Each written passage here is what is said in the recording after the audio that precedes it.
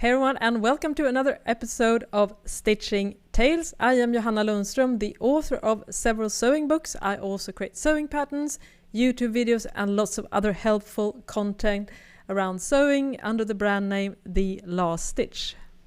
And I am Malena Hjerpe. I am a freelance pattern maker, and I also sell my PDF pattern under the name Hazelhen Patterns. And today we changed topic just before recording, right, Malena?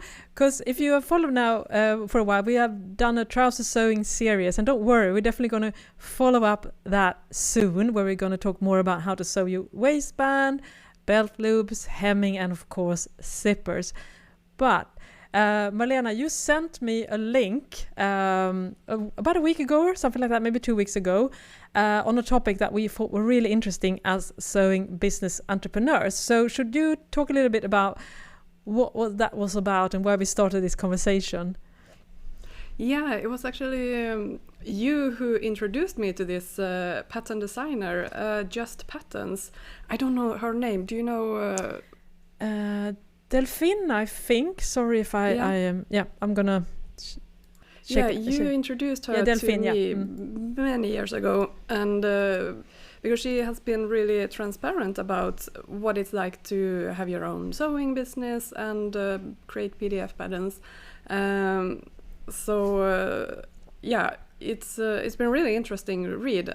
She writes beautiful posts about everything, and recently she has posted 2 blog posts about if you can create your own PDF patterns by using Illustrator, and also 8 myths about sewing or selling PDF patterns or selling sewing patterns.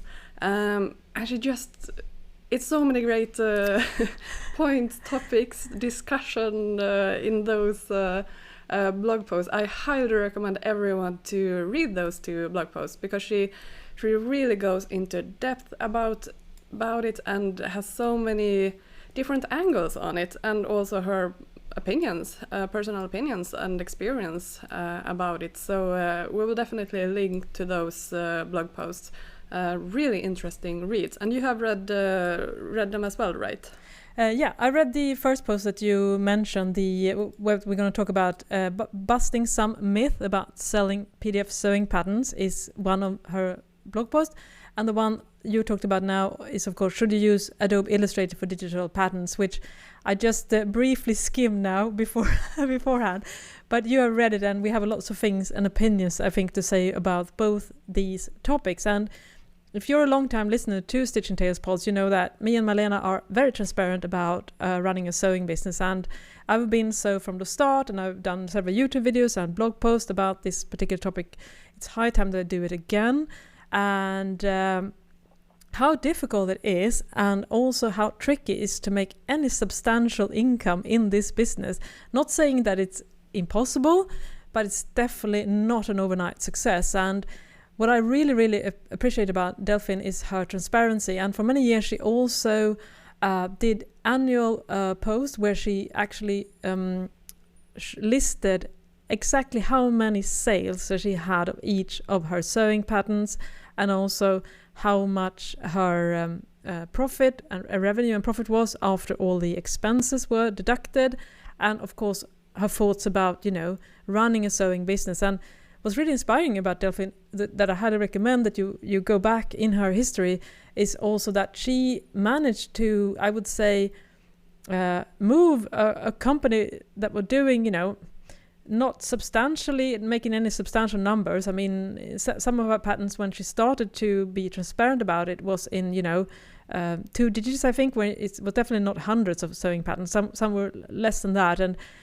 with a lot of focused effort and clever business decision, she really managed to grow her business substantially. And I think now that she has been able to sell maybe 1,000 copies of some of her sewing patterns. So it's very inspirational read if you are struggling, because she is very transparent about all that process. But what I really, really like about Delphine is that she's so honest and still has a very nuanced and delicate way of approaching it, because it definitely can be a little bit of a sensitive topic, I think, as well, because that's why we transfer. We don't want to sell you on a dream, right?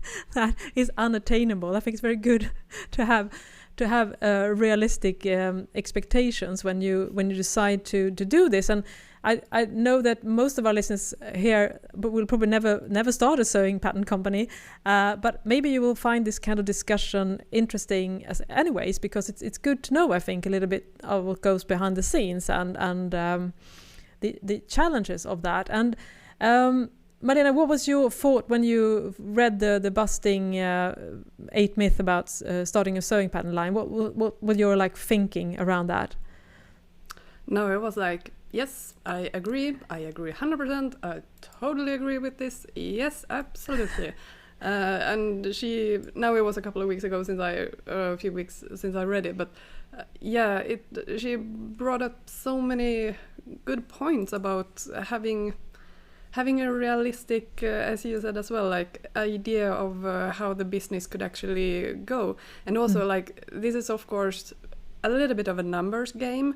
It really depends where you start from as well. I mean, when I started my PDF pattern sewing business, I had 0 following. I mean, I started my Instagram account, for example, because of this. So I started really from scratch. So then, of course, it has been a long way for me to, build up a following and finding or making sure that customers finds me.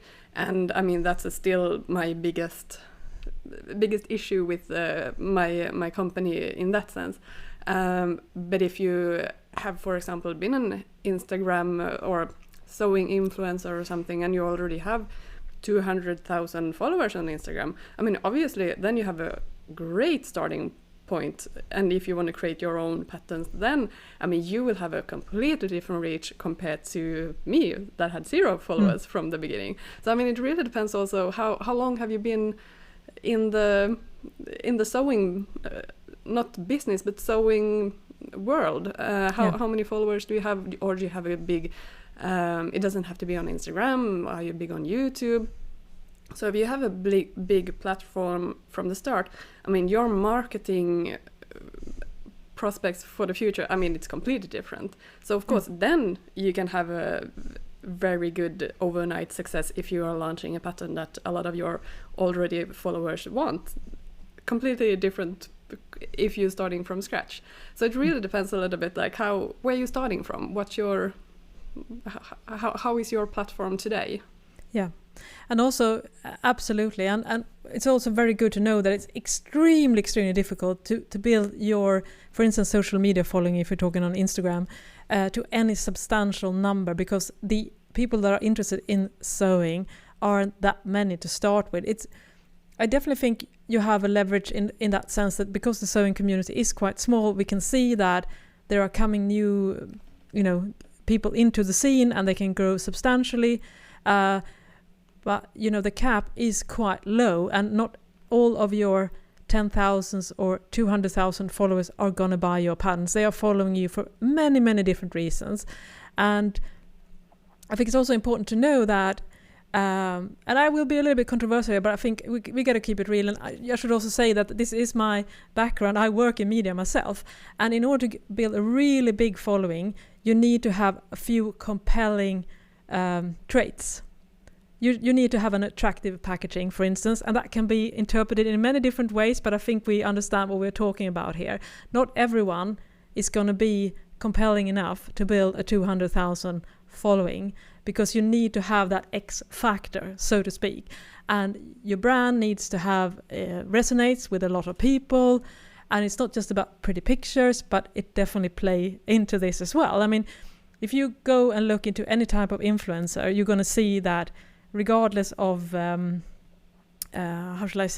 regardless of the topic, they have, an appealing package, right, Malena? Wouldn't you agree with me? I mean, it plays into it. So building, it's a tricky thing, and you have to have a few things nailed down, I think. So just that, in my opinion, is why Instagram maybe isn't always the best platform to build a large following if you're not able to nail that beautiful package that is tied neatly into a bow that checks a lot of the boxes that makes you an appealing brand.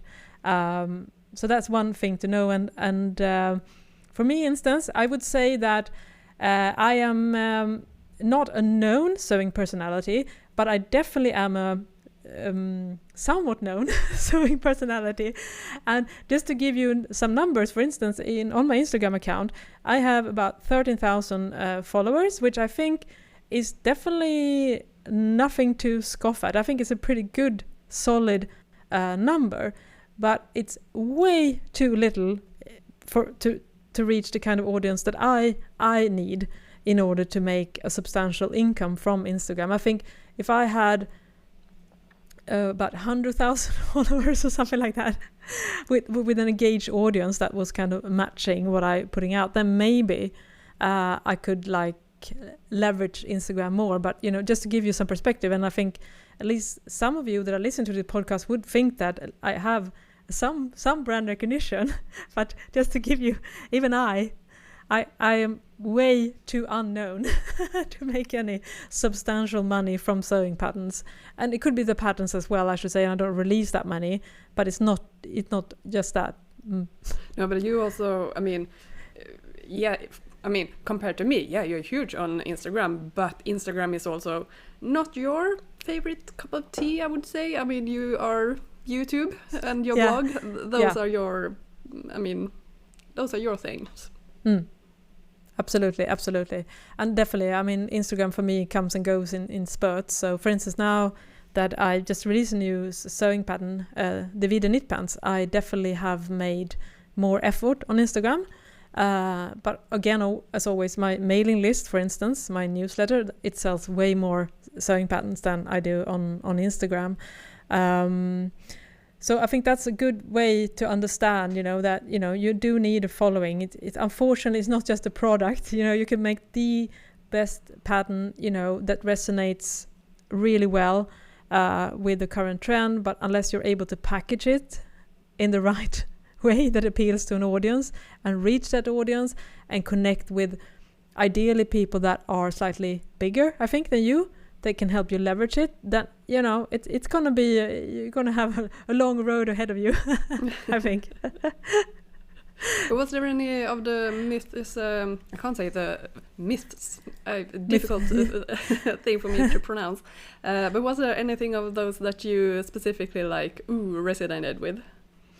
I think the one that I definitely resonated with the most is that, I should see here, I think, obviously you can easily make a living from sewing patterns, myth number 3. I think Delphine, if you go back and read the numbers, you can definitely get an idea of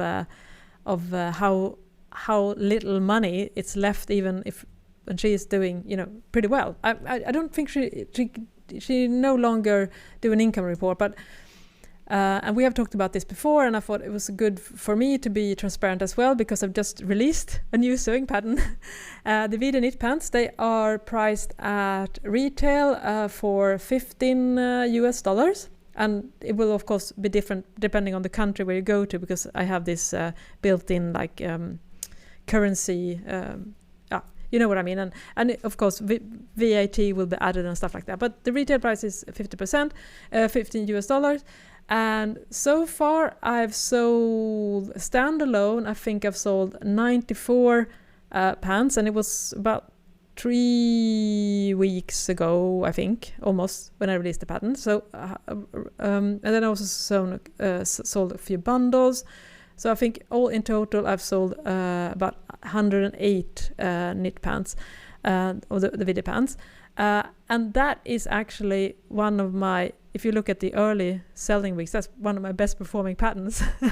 and the good thing about sewing pattern is that, it builds over time. So even if you don't sell that many in the beginning, it builds, and sometimes year 2 you will sell more than the first year. But just to give you a perspective, then I released, I don't release many sewing patterns, of course, so it was 2 years ago that I last released one. But in total, of course, you can do the math, and that's just for all the fees and and all the work and things and costs that goes into developing the pattern. But you can do the math, and then you realize, I've made about 1,000, maybe $300 or something like that in total. And that's before taxes, of course. And in Sweden, taxes on profit is around 50%. So, and then hopefully it won't take 2 years, but you can do the math. And there are not many countries, at least here in Western Europe, where basically just $500 or $600 after, everything. Because, it doesn't even pay my rent for 1 month, just to give you a perspective of this. And then I know from people in similar, sometimes you sell even less patterns than that. I mean, 100 sewing patterns is nothing to scoff at. It's a pretty good number, but just to give you a perspective, it's and over time, I think most of my sewing patterns is usually around 300 copies. So again, I could pay the rent for 3 months, and that's about it.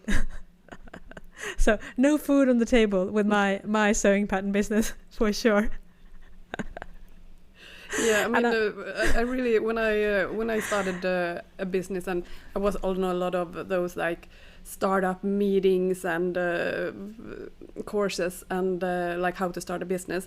One controller or financial advisor, she said during a lecture that calculate backwards, like how much do you need to make a living, like to food, rent, bills, like how much do you need every month? So how much salary do you need then? How much do you need to earn and how much do you need to sell then? Just to give you an idea, like how much do you need to bring in financial in the company? And that was really like, yeah, that's a good good idea. If you want to make a living, like this is your main source of income, you need to think about how much money do you need to bring into the company each month. And for me, I mean, I quickly realized that, selling pattern, like, no, that's a passion project that I can do when I don't have freelance work. But for me, it is business to business that I make my money of. I sell my services, my pattern knowledge to companies that I help out. That's the only way financially I'm able to make it, and I realized that pretty quickly. So that's my main focus, because when you realized how many patterns do I need to sell every month to come up to that level, I mean, it was a lot. You would have to sell a lot to be able to make that kind of income. Yeah. Many hundreds, maybe in the thousands every single month. Yeah, totally. And as you mentioned in the start of this episode, Malena, then you also need to reach a large platform, and that is going to be a struggle, and get your branding right and a market fit and all these things. So it's just not producing a great product. There are so many other variables that goes into it. So just imagining a number is definitely not going to help. And I think the encouraging part, I would say, is that over time, if you're able to release new sewing patterns somewhat regularly, there is like a build-up effect. So for instance, I could say that this month in October here, where I released the video sewing patterns, I also had a sales surge of my other garment sewing patterns. And I definitely made a conscious effort to produce. I mean, when I took the imagery and everything like that for the content, to also wear the pants with my knit top girly patterns and the AV. But still, I don't think it's just that. It's just that you get more people inside your shop and they discover things because there's a newness and a freshness. So over time, you will probably see like a build-up effect, a leverage of even though you might feel a bit discouraged by the initial sales number, but still I mean, if you don't have any like massive bestsellers, you're gonna need to have so many sewing patterns in your shop, which brings us to another myth that Delphine from Just Pattern writes about, and that is selling PDF patterns is a passive income. Because we have talked about this in a previous episode, how much it goes into developing a sewing pattern as well. And I think that's also, sometimes there might be an inkling to feel like, how shall I say it is, that it's low barrier of entry to create your own sewing patterns. You know, if you have maybe taken a pattern making course and you do your own patterns and, you know, you like to sew, then, you know, there might be, you might maybe been sent the messages that it's pretty easy to start a sewing pattern line, and we definitely have seen some companies that started this way. They maybe started a sewing blog back in the days when that was a thing, and then they released their own sewing pattern, and because they already had a nice chunk of audience and good market fit, they managed to leverage that and turn it into successful sewing business. But I definitely still argue that it's not a passive income, Malena, right? No, I mean, no. It's so much. I mean, yeah, once the work is done and the product is out there, sure, you maybe don't need to update that product anymore. But I mean, then marketing starts. Then you need to do all that work and customer service and those kind of things as well. So no, there's no passive income to it. I think that's the wrong way to view it. It can be how do you say, I've lost the word for it now, but yeah, when you have something scalable, it's easy scalable, since you don't have to put in so much effort for each and every sale. You don't have to produce anything when you sell it, or package, send it, if you just have PDFs. So in that sense, it's very scalable, but not passive. I mean, you need to work a lot to be able to make it sell, basically. Yeah. Absolutely, and you need to keep working on it, and which Delphine also points out in the post, you need to churn out new sewing patterns to ride that wave of attention that you are getting. Because if you put the foot off the gas for a bit, like I am a good example of this, that I, due to having a lot of other focuses in my business and of course in my life, I don't release sewing patterns regularly. Sometimes there's a 2-year period between again, so you have to like go on from the next pattern to the next pattern, and then you risk also getting a burnout, because it's a really stressful thing to deal with, you know, all the pressures. Yeah, and another thing which I don't know. Yeah, I think also the myth number 5 here, the barrier to entry is low, which we talked a little bit before recording, that Delphine makes the argument that, you know, you have to have so many things now to release the sewing patterns. You know, the content has to be beautiful, the sizing needs to be inclusive, you have to really great instructions, and, you know, you have to have marketing savviness and you know, maybe licenses to programs and everything like that. So it's not cheap, I would say, to start a sewing pattern. That's right, Malena? No, and it really depends, like, again, where you start from. I mean, for me, when I started, I had the pattern making program already. I had all the different other computer programs because I needed them in my freelance work. So for me, then it was like, well, then I can do this as well. But I would never buy these programs just because of the PDF patterns. So no, and I mean, it really also depends on what can you do, or do you need to get help? If you know everything, then sure, then it might be really not so expensive, but then it takes a long time instead. But for example, if you need help with grading, or if you want to, if you have the pattern on paper and you want it digitized and you need to get help there, I mean, all those things cost as well. And the myth that I really liked was the second one, that you don't need a lot of sewing experiences to release a good pattern. Here again, no, like, yeah, no, you don't maybe need it if you get the help. If you have professionals that are helping you with certain things, then sure, because you buy the expertise instead. But if you want to do everything yourself, I mean, your level of skills, it needs to be quite advanced. Like, you need to have your experiences, or the things that you do are going to be very limited, what you can do. And she wrote it so beautiful. You just don't know what you don't know.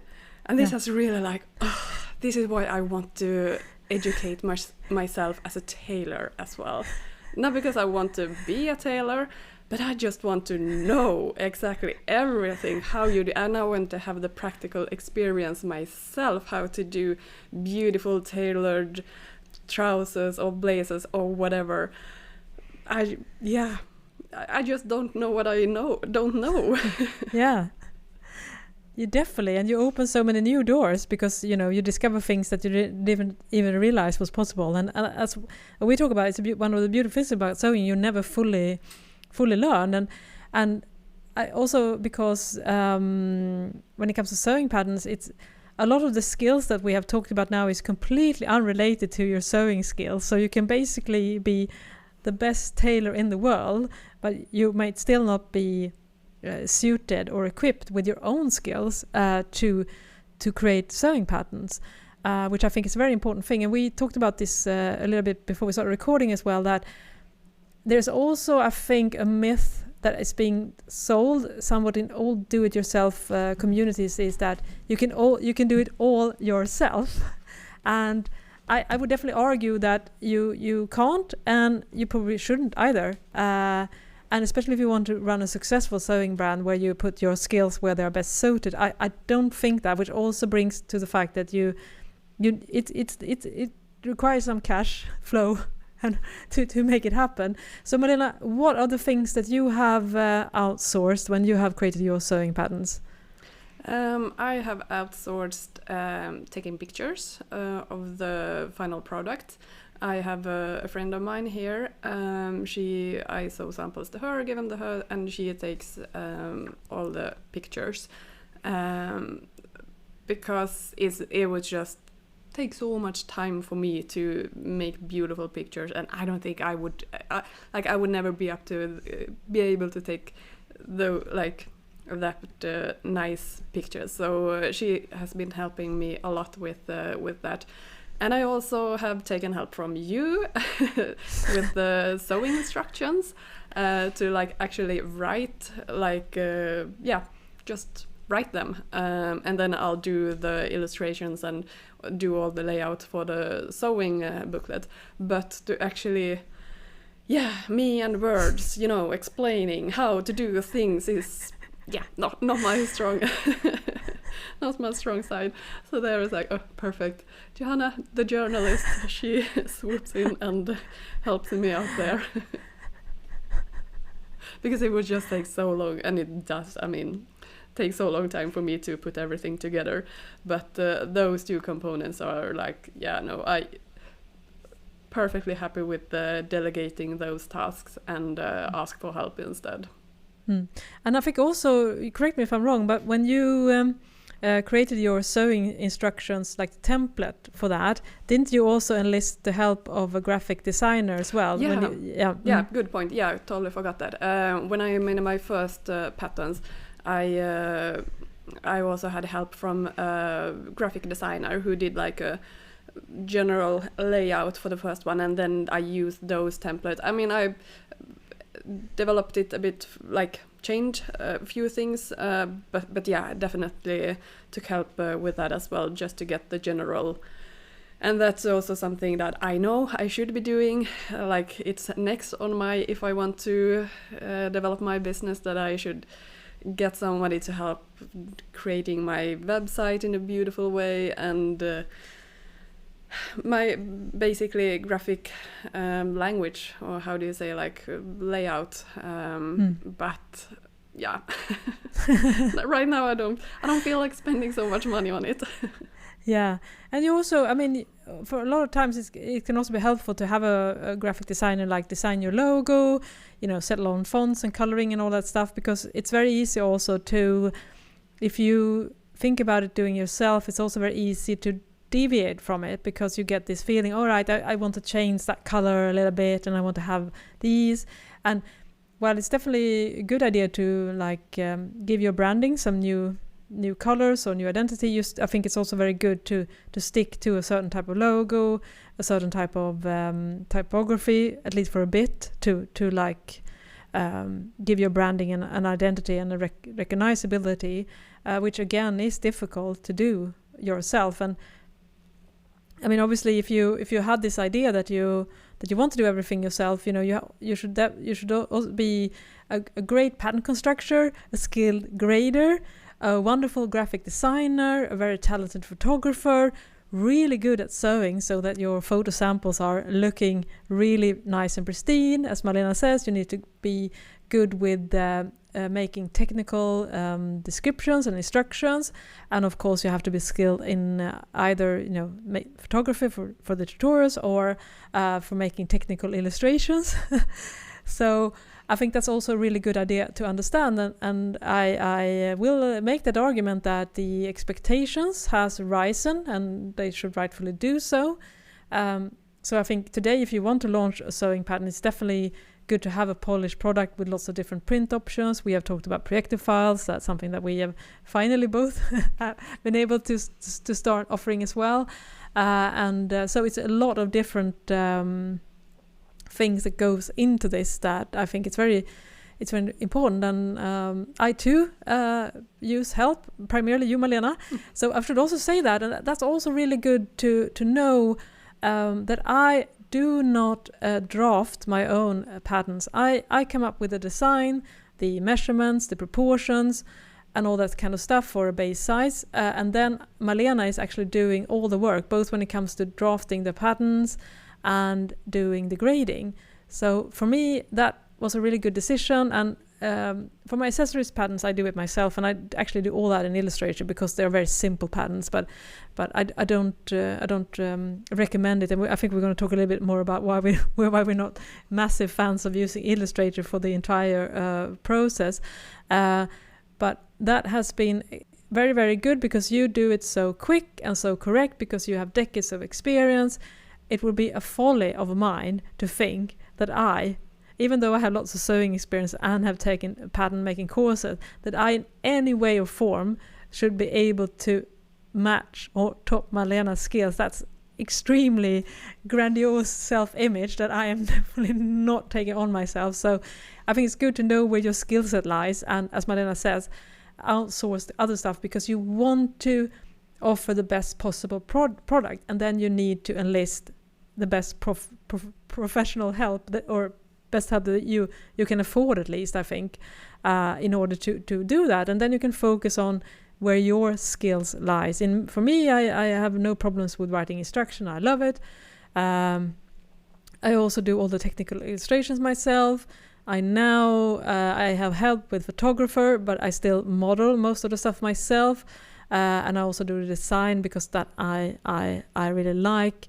And of course I format everything, for the patterns for the PDF. I do it myself as well. And also my branding is done by a professional graphic designer. I've definitely tweaked, just like you say, Malena, but I didn't do that myself. So everything like that is I have like this template for everything that I've created, and colors and typography and all that stuff, logo, all those things. That's something that I've not done myself. Maybe I forgot something. Yeah, I do. I actually do my own website, but also because I have skills in web design as well. So that I do. But yeah, as you can see, even though we are clearly doing a lot of ourselves, even us, and at our level, we still enlist help because we wouldn't be able to put out anything really, really good if we didn't ask for for other talents to assist us.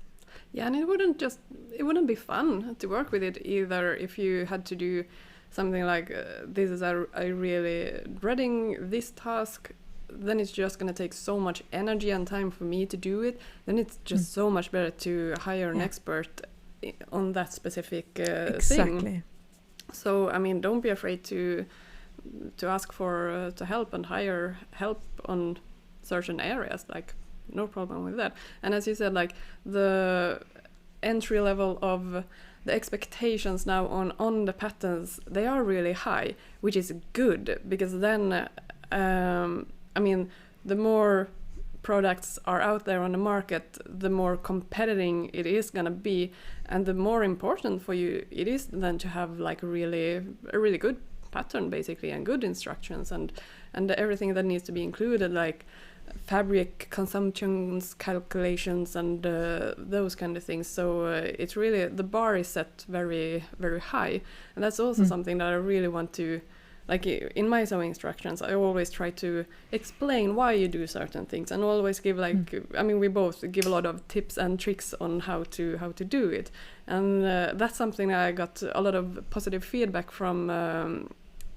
customers that oh yeah, I saw this t-shirt. I mean, it's just a regular t-shirt, but I learned quite a few new tricks and tips on how to elevate my sewing skills, and that's really like, so happy that you were able to learn something new, even though it's just a basic t-shirt pattern. So that's also something that really gives me joy, that I was able to, something that has been working real well for me and my sewing skills, I've been able to share that with someone else. So it's really, find your joys as well, and make sure to put that in your product as well. Yeah, very, very, very, very good. That's such a good, because that also builds trust, right? It builds authority, and that means that, you know, you get an extra value when you get that's a really, really good tip. I mean, because that can be a relationship building, I think, as well, that you know that if I get one of Malena's sewing pattern, I will not just get a sewing pattern, I will actually elevate my sewing skills that I can bring on to lots of other projects in the future. That's a really, really good tip. I think everyone listening should definitely follow that, you know, see where you can offer some extra value depending on where your particular skills are. I mean, maybe you're really good at giving tips, or, you know, you understand using video, you can use that to add on video tutorials, or other type of like add-ons that you can offer when you release a new sewing pattern, because it's a lot of things that, you know, goes into add, you know, that the customer will feel that they get their value worth, and yeah, and here again, like, this is really like, this is why you need to be experienced in what you are doing. I listen to a lot, I mentioned her before, Amy Porterfield. She is huge in online courses and how you create your own online courses and sell them. And she has said a lot like, oh, you just need to be 10% better than the rest, and then you can sell a course. And he's like, ooh, I agree so much with you on everything, but this particular thing, no, I don't agree with it. You have to, as it was in Just Patterns blog post, you just don't know what you don't know.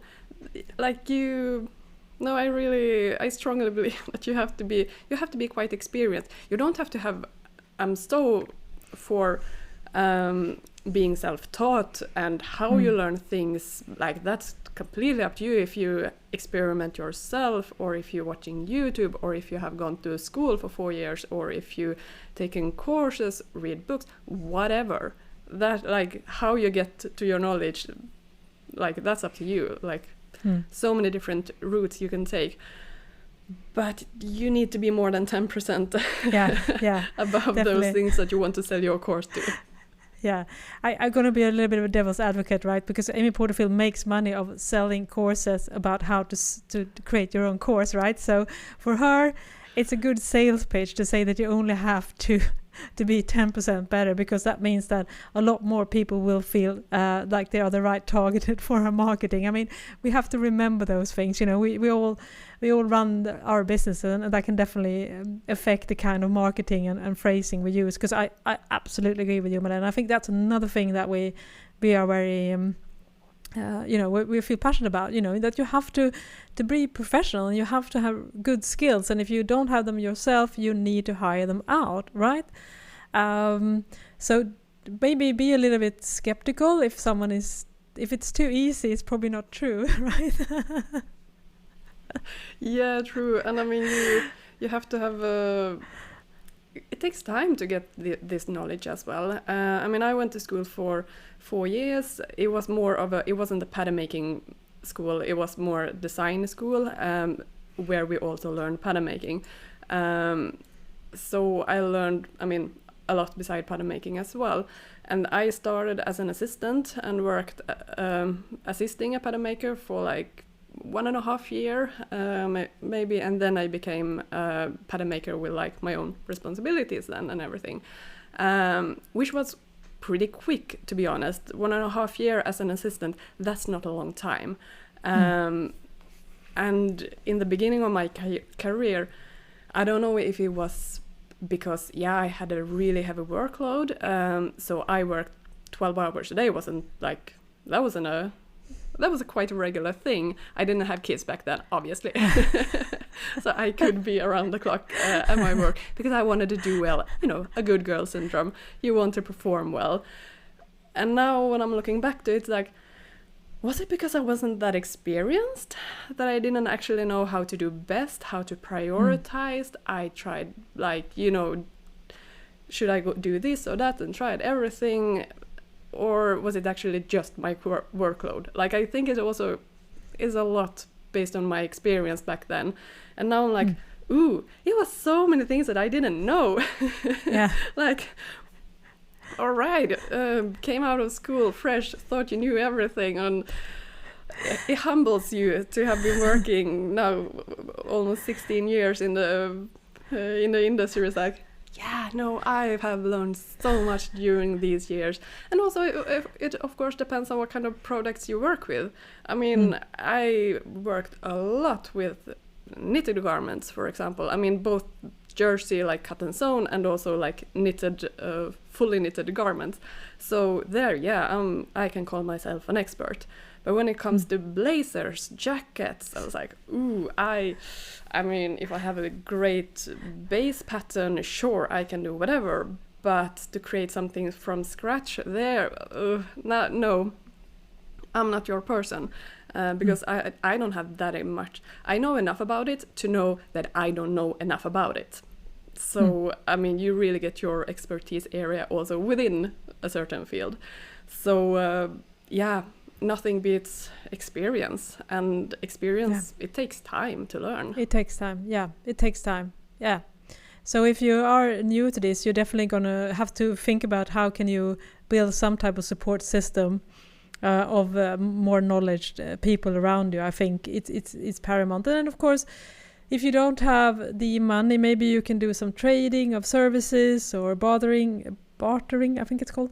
We can see if you can help people. Maybe you could, if you're listing your help of a graphic designer and you don't have the money, maybe you could sew a few garments to that person, or think about other things that you might be able to help. But also remember that sooner or later you need to pay, and to think, as Malena said, with that business course she took, and about the controller, you have to think about how much money do I need to make, and factor in all expenses of running a real business at some point, and then there's no way around it. And so you will save, for instance, rather than spending, because what Malena says, all her long experience, rather than spending 4 months trying to learn how to which we're going to talk about, making grading sewing patterns in Illustrator, which we're not huge fans of.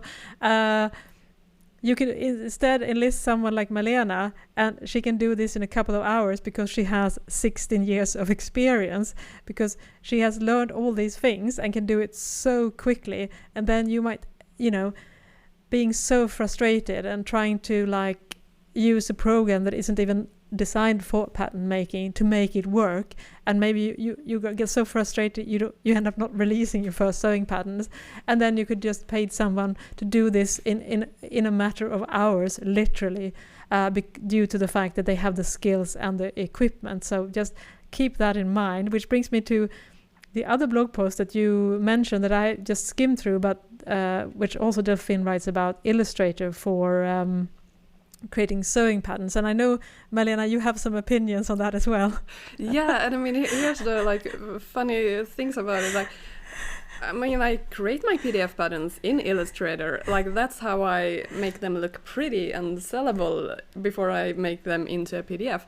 But I don't construct the pattern in Illustrator. Then I have like a professional pattern making program to do the actual patterns and to do the grading. There I add all the seam allowance, notches, everything. I try to do everything in that program. Then I export it and open it in Illustrator. So the only thing I do in Illustrator is basically change the lines so they are like in different color, different dashes, so it's easy like to see which sizes are which one. But I don't do anything besides that in Illustrator when it comes to constructions. If I notice anything that is like, oh, I did this wrong, I need to change it, I actually do it in my own program again and export it again to Illustrator, because I don't want to start adjusting the lines in Illustrator, because it's so easy to, it's so easy that mistakes happen in Illustrator, because Illustrator is a great program. I mean, we work a lot with it, both of us. Love it. When we do wonderful program. Illustrations, hence the name Illustrator. Because it's perfect for that. But it's not a pattern making program. And here, I'm so conflicted about this, because I know, for example, a client of mine, I helped her with grading many years ago. She is working in, not Illustrator, but a very similar program, and she does all her patterns in it. And she's really good at pattern construction. So I have no doubt, like, she knows what she's doing. But that's the kind of thing, like, you really need to be a skilled pattern maker to be able to know everything if you work in that kind of program, because it's not built for pattern making. So it's so easy that mistakes can happen. So yeah, I mean, yeah, you can do it in Illustrator, but I highly not recommend it. And maybe you can do a base size great in Illustrator, and it's pretty air quotes quick to do, but then to get all the other sizes correct, it's just not, the program is not built for it. It doesn't have functions and things you need to be able to check in the pattern program. And just to give comparison, like, for example, if you do it in Illustrator base size, I mean, then when you make all the other sizes, you would have to basically draw a new base size for each size, basically. Do all the lines, do all the seam allowance lines. Like, each specific lines are like actual lines in Illustrator that you need to control. And if you want to move something, then afterwards it's... I mean, my brain's exploding when I like think about how to do certain changes. While in a pattern maker program, then you only work in your base size, you only work on the sewing line, you don't work on the seam allowance line, you just work on the baseline.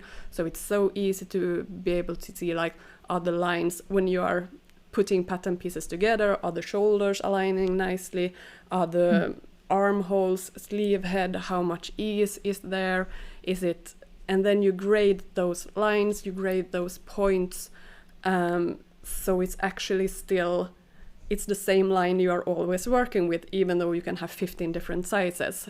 That line could be graded into different sizes. So if you change the baseline in one side, then, I mean, obviously all the grading is gonna follow as well. So it's just so much more convenient. And then when you add on the seam allowance, I mean, that's so quickly done in this program as well. And you can have really like play around with, change the different seam allowances, or if you want to create also like the end, how would I say, in a corner, like how should that angle be on the seam allowance? Should it be like different so it's easy when you're sewing it, like you can change those things, the corners of the seam allowance, you can change those as well so easily in the program. And I mean, you can do this in Illustrator as well. I mean, technically you can do everything, but but it's just so much more work. I mean, it's not sustainable. Fine if you do it one pattern or few sizes, then it's okay. But if you want to build a business, like you want to be size inclusive, which I think is a must these days, like with rightfully so, it's just not going to be workable in the long run if you work in Illustrator. I think you are going to come to a point like it just takes so much time, and it's so easy to get it wrong. I don't remember which podcast they were reviewing patterns. I don't know which one now. And they said something like, yeah, the lines matched up, the notches matched up. It was, I don't remember exactly. But it really like struck me like, that's like the bare minimum. Like, that's not oh yeah, the pattern is good, the notches matches. Like, that's like a book having no, like, they have done the spell check on a book. Like, that should be the, no, that's not enough. I mean, yeah, it should be more than that. Yeah. Yeah, it definitely goes to show, speaking about low expectations and everything like that. And, you know, we should always try to aim to not like provide like amateur products, even though, of course, we are, you know, maybe starting a business. I agree with you that. And I mean, we all are humans. Mistakes can happen, obviously. But obviously, everyone but still, can do that. Yeah, but it's very good. And I think what you're saying here is, of course, that it's much easier to ensure that all the notches are at the right space if you are not doing the basic grading, for instance, for each size in Illustrator. And the reason for that is that when you're in Illustrator, it's so easy that the notches shift a little bit when you're working with different sizes, and we all know that. And even as Malena says, I do it too. We do actual formatting, like the dashes and everything. I also do that in Illustrator, but when you're dealing with maybe 12 or 14 sizes and whatever, which you usually do now these days, it's very easy that, you know, one of the notches might shift a little bit, and imagine then having to do all the grading in Illustrator to start with.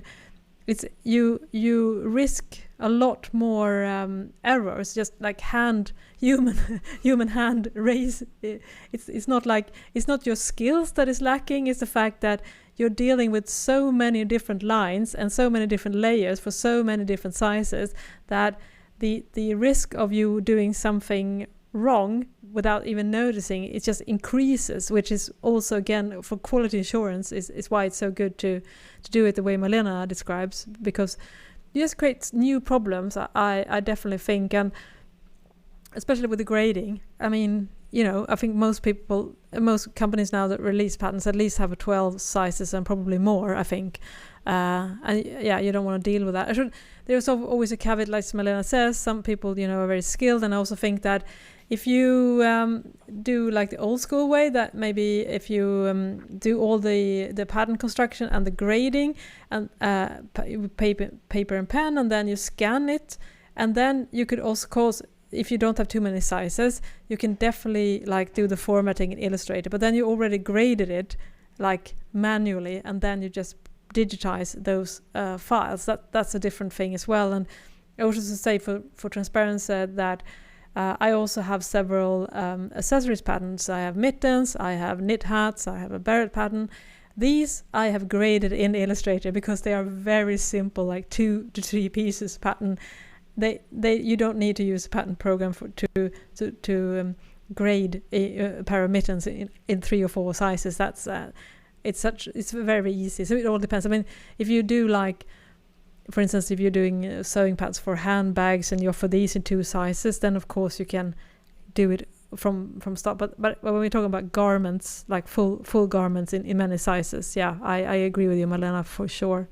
Yeah, that's why it's like it's not a yes or no answer to these questions. Like it's so complicated because it really depends on what you're doing, what you want to do in the future, and what the end product is gonna be. And just for example, I mean, to give comparison, how does the notches work in the pattern program? We put on I add a measurement to a line like from 10 centimeters from this point along the armhole, for example. Then there should be a notch, so I add the notch there. Then it's going to be automatically 10 centimeters in all sizes.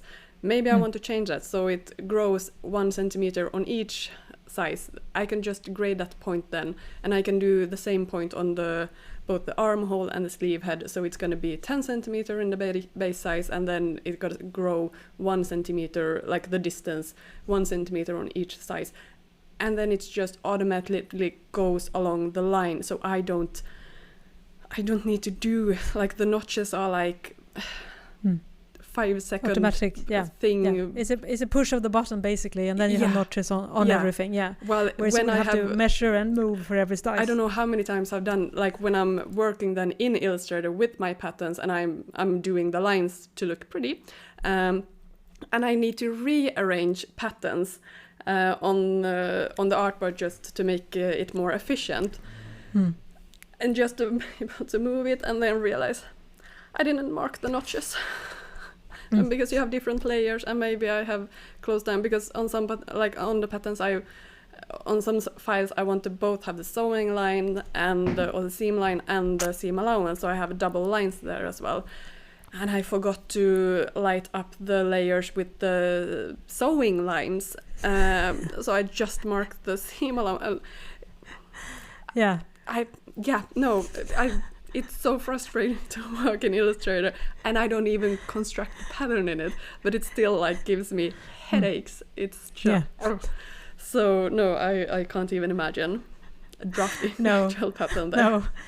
So then all of a sudden you have lots of notches all over the pattern. Like, where do these belong? I am like exactly, and they're so tiny, right? Because you have to see, they're just a couple of millimeters, right? So it's very difficult for the eye. You usually don't discover until when you really like double checking every size, and then you realize that some notches are gone, and you're like, dang, So I think just hearing Malena explaining just this particular step is a pause for thought when if you are considering starting to draft size patterns and grade them in Illustrator, think again. That's probably our best advice, and there are other ways to do it for sure, and that's why the professionals don't use it, and also maybe I know some pattern, like sewing pattern companies, they maybe started doing Illustrator, but then probably just offer a few different sizes, maybe some very simple sizes. They don't require any like intricate grading, but also if you're releasing a pattern with lots of different pieces, like think again. For sure, and I don't think, but it was interesting if you're running a sewing business, and please drop us a note either on our Instagram account Stitching Tales Pod or our YouTube channel Stitching Tales Pod, or you can also email us at stitchingtalespod@gmail.com, and if you have other different experience, because we love to keep this like a discussion going. I know there's no right or wrong way, but we definitely also think that we shouldn't sugarcoat things and say, it's very easy. It's a very cheap. You don't need to have any expensive programs to start your own sewing patterns. I think that's probably one of the biggest myths, because you do need to get probably some type of program or hire someone that has access to that program. Yeah, and it sounds like we are very pessimistic now, and maybe not like, I mean, we still do it because we still release patterns, right? It. Yeah, so I just released one 2 weeks ago. Yeah, I mean, if this is your passion, absolutely try it out. But maybe don't quit your day job right away. Like have it as a side business, and see how it goes. Like, you don't need to go 100% to it right away. I mean, having it as a side business and then every sale is a bonus, fantastic. So it's just about setting your expectations right, to not be to think it's gonna be overnight success immediately. Just have realistic expectations, and if you're passionate about it, absolutely go for it. We will be your biggest supporter then.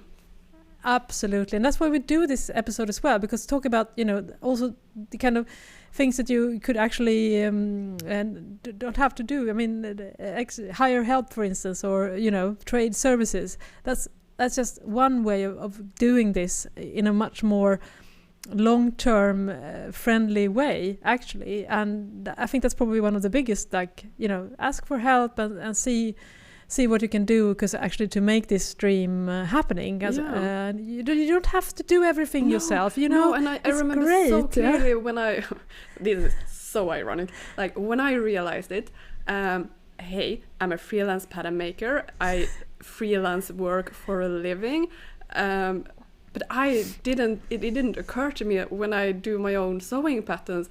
Again, I listen to Love to Sew podcast, love them. I get all my knowledge from them, of the sewing community.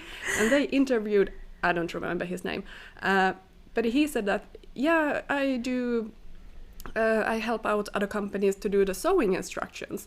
And it was just like, oh, you can delegate that. Oh my God, you can hire a freelance worker to do that. Amazing. Oh my God, like, no, you don't have to do everything yourself. And ironically, I am a freelancer.